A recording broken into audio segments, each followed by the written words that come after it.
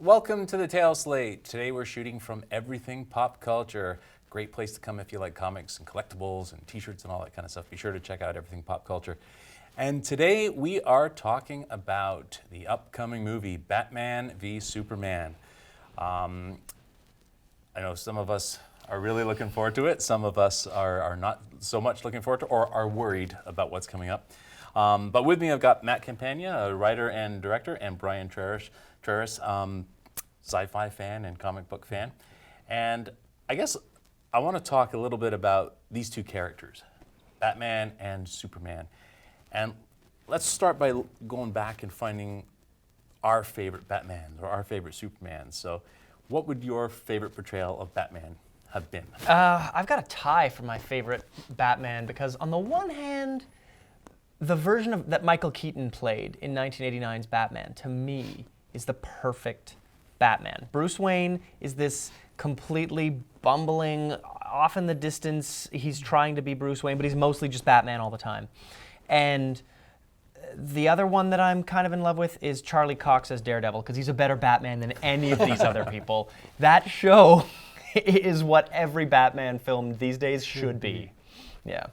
Brian, what about you? Adam West. I love, Really? seriously. Whoa. I know it's like, it's goofy, it's campy, but I Can you imagine him in a movie version today? I loved it. When I was a kid, I'll tell you, I was, what was I, like 4 or 5 when the reruns were on. And I used to be terrified that they'd be like in a giant teacup with a steaming tea about to be poured on.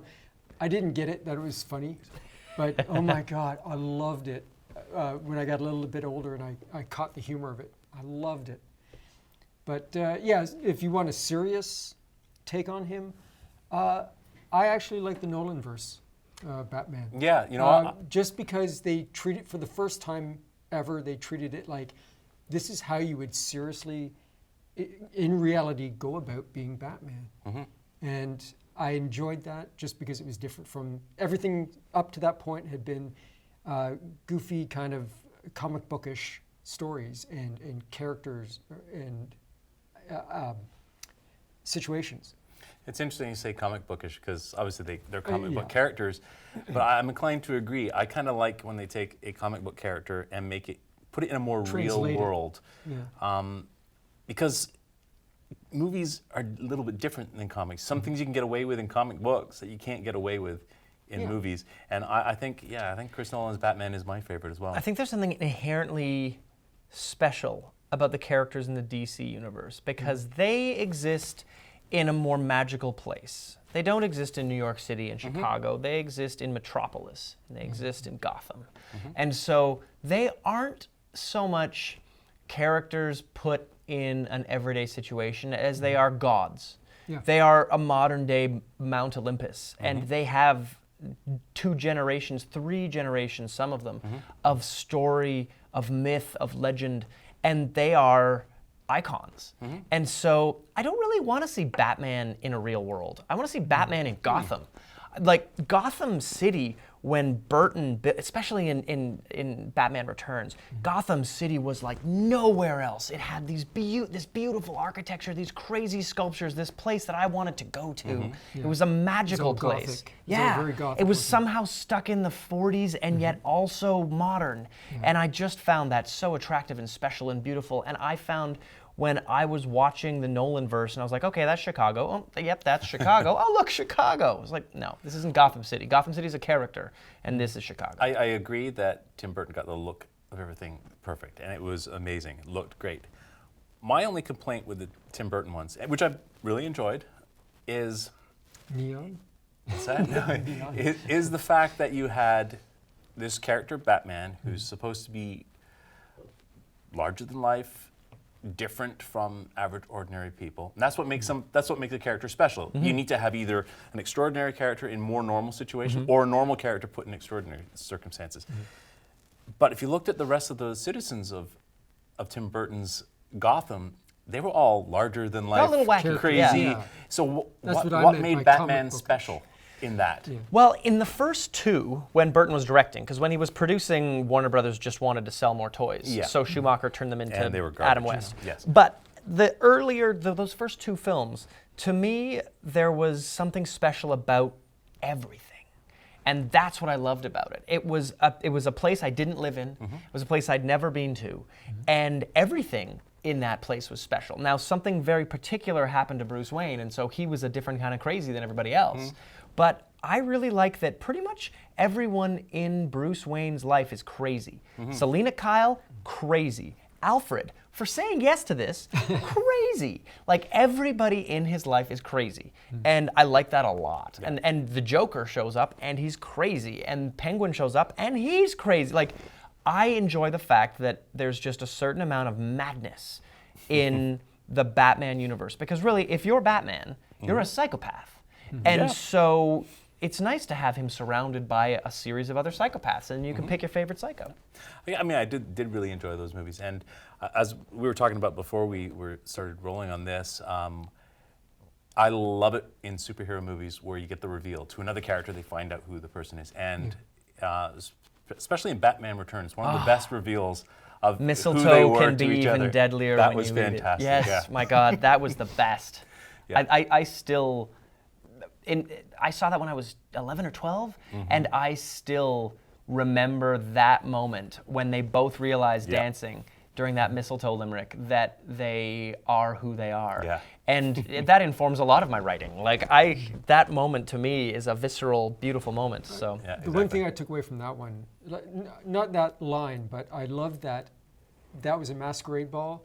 The two people who normally wear costumes were the only two That's true. dressed normally. And Yeah. it was a Beautiful. nice reversal. Yeah. yeah. Let's switch over to Superman, our favorite portrayals of Superman. I'll start this off and just give you an idea. I guess ultimately my favorite portrayal on screen has to be Christopher Reeve. I guess that's the first time it wasn't necessarily the first time I saw him on screen, but that was, I guess, my Superman. Yeah. You know, when I grew up, he was Superman. I mean, looking back, there's a lot of things you can nitpick about those movies, but Christopher Reeve, I think, is my guy. It's interesting. As much as Christopher Reeve's films are a product of the time, I would have to say my Superman is Henry Cavill.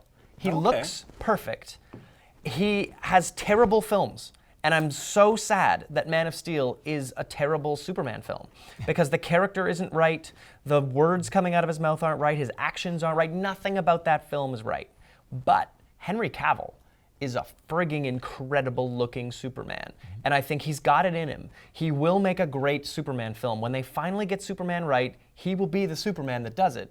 And so I'm prognosticating here, but Henry Cavill to me is the best Superman. I have to agree in terms of look and acting, yes. In I'll- terms of sentimentality, Christopher Reeve. Fair. Yeah, I'll third that. I think he is the best Superman so far. What I liked about the movies is that they didn't go, again, comic bookish like they did with the Returns and it's just, the Donner films before that. they were just so ridiculous because they were coming out with powers he didn't have in That's silly true. What do you mean? situations. The cellophane Yes. S? You weren't a fan of that? No? You read my mind because I was thinking that exactly So as bad. you said. Was that in the second one? That was in the That second was one. in two, yeah. Yeah. And it was just ridiculous. But it's like, okay, fine, I get it for the time. People wanted that, they got it. They were all happy. I was happy with it. I believed a man could fly. It was beautiful. There was something really special about that. And you rhymed it all. But Yeah. and I thought it was, I thought the Christopher Reeve films, and in that way I thought Brandon Routh's Superman in Returns. To me, if Henry Cavill had played that role, I think that there might be my favorite. Because what Brandon Routh did, what Singer did, was take the Donnerverse and rein it in to be less frigging ridiculous. Yep.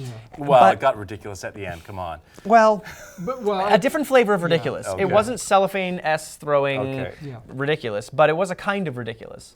And I felt like there was something about that film that wasn't violent enough, wasn't actiony enough, and so when it didn't make quite enough money for Warner Brothers and they decided to reboot the whole thing, they went in so the opposite direction. And I feel like if Warner Brothers had a bit more balance to that decision, they could have made Man of Steel something that had hope, because that beautiful Superman Returns ad that had Marlon Brando's voice, and you would just hear him saying, "They are a good people, son. They wish to be. They only lack the light to show them the way."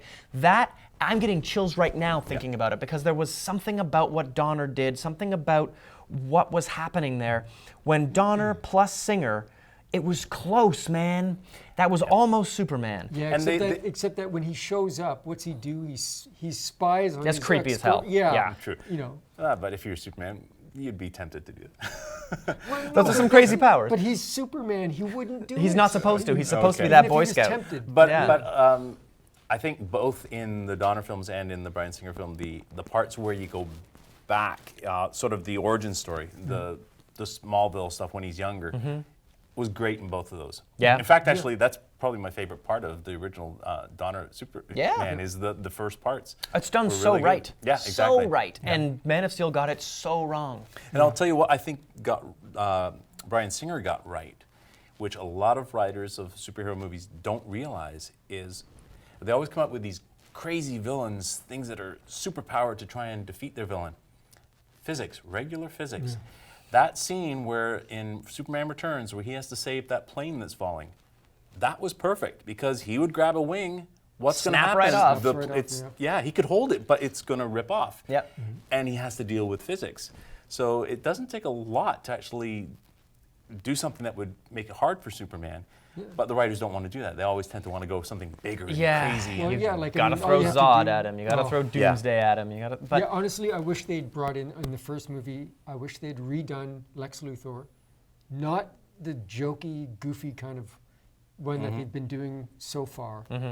No wigs. I'm afraid they may have gone back to that.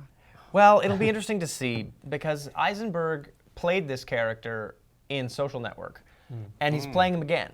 And so I'm curious if we're going to see that perfect version of Lex Luthor that actually is the truly great man, corrupted by his hatred of this goddamned alien.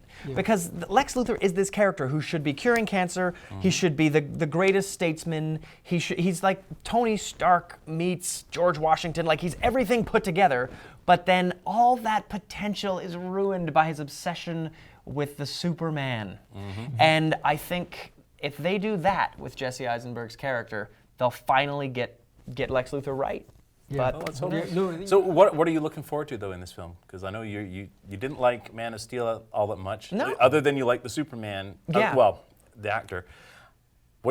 Is there anything you're actually looking forward to in this movie? this new Batman movie, as I like to call it, looks like a great Batman movie. Like, I'm really looking forward to seeing what Affleck is like in the cowl, because he looks fantastic. He does. And he's the first guy with the right chin since Clooney, and that movie was a disaster. So this is the first time Batman looks right down here. Because I gotta say, that weird thing they had with Christian Bale, terrible looking Batman in every way. He sounded bad, he looked bad, but now we got a good looking Batman, and a very true to the comic books Batman. It's bold, it's a cool choice.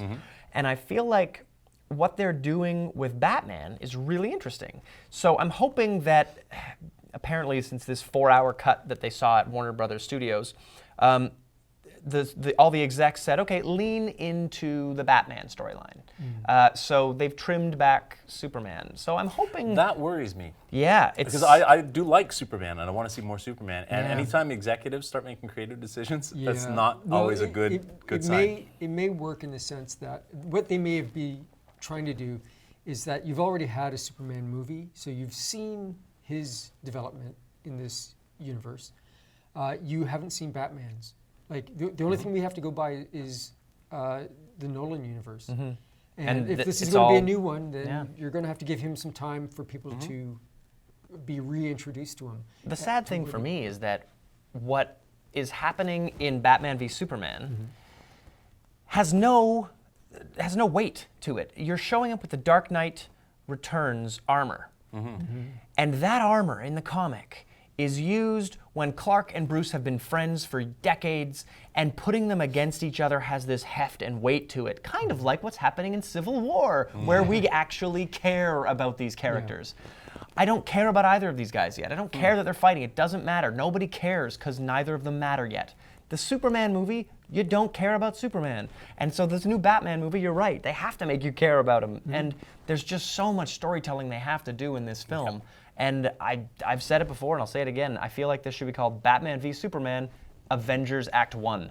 Because we know they're gonna fight, and then they're gonna be getting back together at the end to be buddies to take out all the other stuff we've seen in the trailers. So it's just it's a bit wanky, this whole Batman v Superman thing. I did feel that DC was rushing into it. Yep. They want to catch up with Marvel. They need their Justice League movie, they can't and they're do that. pushing towards it. I would have rather had another Superman movie before we got into this. Fine, you can do a Batman v Superman afterwards, but like you said, we didn't really get to know Superman properly. Yeah. He wasn't given the movie that made him shine. Yeah. Well, it'd be good if they gave, like if they did a second movie and showed the consequences of the first one, where now Yeah. everyone, like half the world is like, you bastard, and the other half are like, oh, no, he saved us.